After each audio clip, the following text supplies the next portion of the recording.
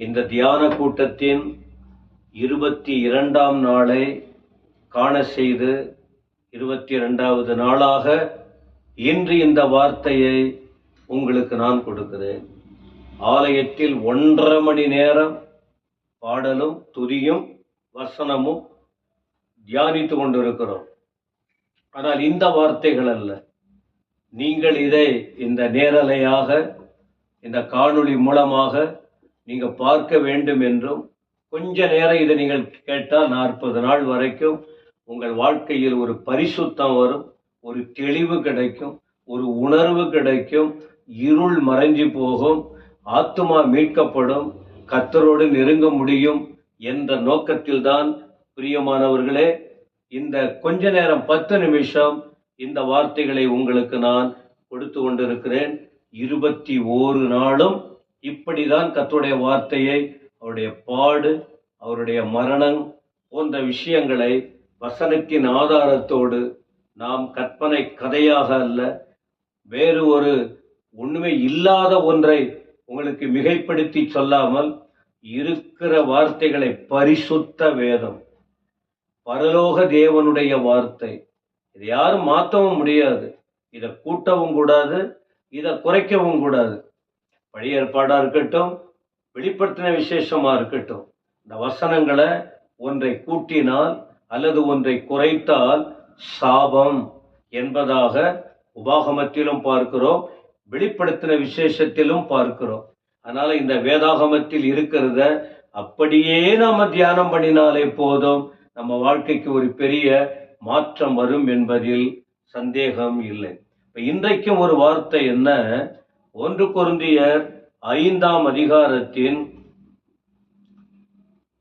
7ஆம் வசனத்தை உங்களுக்கு நான் சுட்டிக்காட்ட விரும்புகிறேன். ஆகையால் நீங்கள் புளிப்பில்லாதவர்களாய் இருக்கிறபடியே புதிதாய் பிசைந்த மாவாய் இருக்கும்படிக்கு பழைய புளித்த மாவை புறம்பே கழித்து போடுங்கள், ஏனெனில் நம்முடைய பஸ்காவாகிய கிறிஸ்து நமக்காக பலியிடப்பட்டிருக்கிறாரே. ஆண்டவர் அநேக காரியங்களை பவுல் மூலம் பேசி வருகிறார். இந்த கொரிந்து சபை ஒரு ஒரு பாவமான வாழ்க்கைக்குள்ளே சென்றிருக்கிறது. மற்றவர்கள் உடன்படுகிற காரியத்திற்கு அவர்கள் ஈடுபட்டு மற்ற சபைகளில் மற்ற இடங்களில் இல்லாத அளவுக்கு ஒரு மிகப்பெரிய அசுத்தமான, தேவன் அருவருக்கிற அந்த பாவத்தை இந்த சபைக்குட்பட்ட மக்கள் செய்திருக்கிறாங்க. அப்ப இப்படிப்பட்ட வார்த்தையை அவங்க, இந்த தவறுகளை அவங்க செய்ததனால பவுல் அவர்களை உங்களை விட்டு நீக்கணும், அவங்களை விட்டு அவங்க ரொம்ப துணிகரம் கொண்டு இருக்காங்க என்று கடிந்து பேசுகிறார். அப்ப அப்படி பேசும்போது இன்னும் 6ஆம் வசனத்துல சொல்றாரு, நீங்க மேன்மை பாராட்டுறீங்க, அது நல்லது இல்லை. கொஞ்சம் புளித்த மா பிசைந்த மாவு முழுவதையும் புளிப்பாக்கும் என்று அறியீர்களா?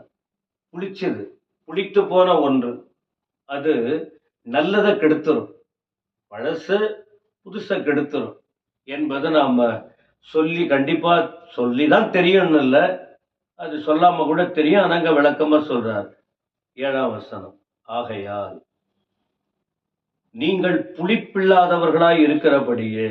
நீங்க வசனத்தை கேட்டிருக்கீங்க, ஒரு காலத்துல நீங்க அந்த புளிப்பான அனுபவத்துக்குள்ள போனீங்க, அந்த அனுபவத்திற்குள்ள. அதனால புதிதாய் பிசைந்த மாவாய் இருக்கும்படி ஒவ்வொரு நாளும் புதிய அனுபவத்திற்குள் வர வேண்டும்.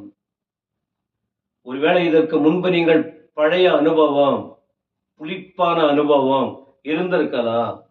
ஆனா இப்ப நீங்க தெளிவு பெற்று வருவதினால், ஆண்டவரை பற்றி அறிவதினால், வசனங்களை பற்றி புரிவதினால், பழமைக்கும் புதுமைக்கும் வித்தியாசம் தெரிகிறபடியால் நீங்கள் பழைய புளித்த மாவை புறம்பே கழித்து போடுங்கள், ஏனெனில் நம்முடைய பஸ்காவாகிய கிறிஸ்து நமக்காக பலியிடப்பட்டிருக்கிறாரே என்று சொல்லுகிறார். அப்ப இந்த காரியம் வேணுமென்னா உங்களுக்கு யாத்திராகமம் 12ஆம் அதிகாரத்திற்கு போக வேண்டும். இதை குறித்த தெளிவான விளக்கம் என்ன? இஸ்ரவேல் ஜனங்கள் எகிப்துல இருந்தாங்க. அவங்க 430 வருஷம் விடுதலை ஆகுறாங்க. கடைசி வாதை ஒன்று, அந்த வாதையோட முடியுது இஸ்ரவேல் ஜனங்களின் விடுதலைக்கு. மோசே கிட்ட ஆண்டவர் சொல்றாரு, நீங்க ஆடுகளை தெரிந்து கொள்ள வேண்டும், ஆட்டை அடிக்க வேண்டும், அதை ஒவ்வொரு வீட்டு நிலைக்கால்கள்ல பூசணும். எந்த வீட்டுல அந்த ரத்தம் பூசப்படுகிறதோ சங்கார தூதன் அங்க உள்ள வர முடியாது, அழிக்கின்ற வாதை அங்கே வராது இருக்கும். யாரு வீட்டுல அந்த அடையாளத்தை பூசலையோ, அடையாளம் இல்லையோ, அவர்கள் அழிக்கப்படுவார்கள் என்று அந்த ஆடு அடிக்கிற காரியம். அப்புறம் அதை எப்படி புசிக்கணும், அதை எத்தனை நாள் வச்சிருக்கணும், எதை புறம்பே கழித்து போடணும், இதை நீங்க தொடர்ந்து நித்திய நாட்களா கடைபிடிக்க வேண்டும் என்ற தெளிவான வார்த்தைகளை யாத்ராகமம் 12ஆம் அதிகாரத்திலும் உபாகமம் 16ஆம் அதிகாரத்தின் முழுமையா, குறிப்பா 3ஆம் வசனம் படித்து பாருங்கள். அப்ப அதே போல அவங்க செஞ்சாங்க. சங்கார தூதன் வந்தான், கடைசி 10வது வாதை. எல்லாரையும் அவன் சங்கரித்தான். பார்வோன், எகிப்தியர் எல்லா தலை பிள்ளைகளை சங்கரிச்சாங்க. அங்க எகிப்து தேசத்தில் இருந்த இஸ்ரவேல் ஜனங்கள், அவர்கள் வீட்டில் ஒரு சாவும் வராமல், ஏன்னா அவங்க ரத்தத்தை, ஆண்டுடைய வார்த்தைக்கு கீழ்ப்படிந்து நிலைக்கால்கள ரத்தம் பூசினாங்க. அதனால அவர்கள் அந்த அடையாளத்தை கண்டு சங்கார தூதன், அழிக்கும் தூதன் விலகி சென்றான், கடந்து போனான் என்பதாக பார்க்கிறோம். அப்ப இப்படிதான் அதை ஒட்டிதான் இங்கே பவுல் சொல்றாரு, உங்க பழைய புளித்த மாவை புறம்பே கழித்து போடுங்க. ஏனெனில் நீங்க புளிப்பு, உங்களுக்குள்ள இருக்கு. புளிப்பு என்பது பழைய வாழ்க்கை, புளிப்பு என்பது கசப்பான அனுபவம்.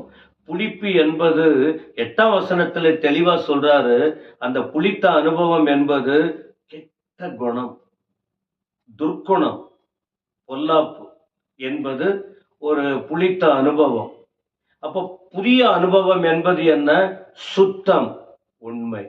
இதை நீங்க கடைபிடிக்கணும் சொல்லிட்டு 9ல விபச்சாரக்காரரோட கலந்திருக்க கூடாது என்று நிருபத்தில் உங்களுக்கு எழுதினேன். அப்ப என்ன சொல்றாரு? பழைய வாழ்க்கை வேண்டாம், தெரியாத இதுவரைக்கும் வாழ்ந்தாச்சு. ஒரு புதிய ஜீவியத்திற்குள் ஒவ்வொருவரும் கடந்து போக வேண்டும். பழையதை தள்ளி போட வேண்டும், அசுத்தம் அகற்றப்பட வேண்டும் என்று சொல்லுகிறார். ஆண்டவர் இன்னும் இப்ப இந்த புதிய ஏற்பாட்டுல கூட நீங்க பாத்தீங்கன்னா ஒரு வார்த்தை சொல்றாரு. மத்தேயு 16:6 வசனத்துல இந்த புளித்த மாவுன்னு சொல்லும் போது எதைக்கு ஒப்பிடுறாருன்னு சொன்னா, பரிசேயர், சதுசேயர் போன்ற அவர்களுடைய உபதேசத்தை குறித்து, கள்ள உபதேசம், உண்மையை மறைத்து சொல்லுகிற காரியங்கள், பழைய காரியத்தை செய்யலான்னு உற்சாகப்படுத்துகிற அந்த காரியத்தில் நீங்க எச்சரிக்கையா இருக்கணும். இந்த பழைய காரியம் உங்களை விட்டு கடந்து போகணும். ஏன் தெரியுமா? நம்முடைய கிறிஸ்து நமக்காக பலியிடப்பட்டிருக்கிறார். அப்ப இது சிலுவை மரணத்தோடு ஒப்பிடப்பட்ட காரியம். பழைய ஏற்பாட்டில் யாத்ராகமம் 12ல பார்த்த அங்க முழு விளக்கம் சொல்லப்பட்டிருக்கு. ஆனா நிறைவேறுதலாக நம்முடைய ஆண்டவர் இயேசு எந்த அளவுக்கு அவர் நமக்காக பலியிடப்பட்டார், ரத்தம் சிந்தினார் என்பதாக. அப்ப அந்த ரத்தத்தை நினைக்கும் போது, அந்த ரத்தத்தை பானம் பண்ணும் போது, அந்த ரத்தத்தை நாம விசுவாசிக்கும் போது, அந்த ரத்தத்தினாலே நாம் சுத்திகரிக்கப்படுகிறோம். அப்ப இந்த சிலுவையை ஒட்டியுள்ள இந்த வார்த்தைகள் நம்முடைய வாழ்க்கையை மீட்பதற்கு, நம்முடைய வாழ்க்கையை பாதுகாப்பதற்கு போதுமானதா இருக்கிறது. ஆழமாக நாங்கள் வழியை காட்டுறோம், வசனத்தை உங்களுக்கு சொல்றோம். பைபிள் வாங்கிங்க, இந்த வசனங்களை படிங்க, நிதானமா படிச்சு பாருங்க, வசனத்தை கேளுங்க. ஆவியானவர் உணர்த்துவார், சுட்டி காட்டுவார், எதை விடணும், எதை எடுத்துக்கொள்ளணுங்கிற விஷயத்த தெளிவடைய செய்வார். ஆண்டுடைய அந்த சிலுவை பாடு மரணத்திற்கு நீங்கள் அதை உணர்ந்து பார்த்து, நீங்கள் இதற்கு விரோதிகளாய் இல்லாம கடந்த கால குற்றங்களை எல்லாம் அறிக்கையிட்டு ஒரு புதிய மனுஷனாக மாற தேவன் உங்களுக்கு கிருபை கொடுப்பாராக. கர்த்தர் உங்களை ஆசீர்வதிப்பாராக. ஆமென். ஆமென்.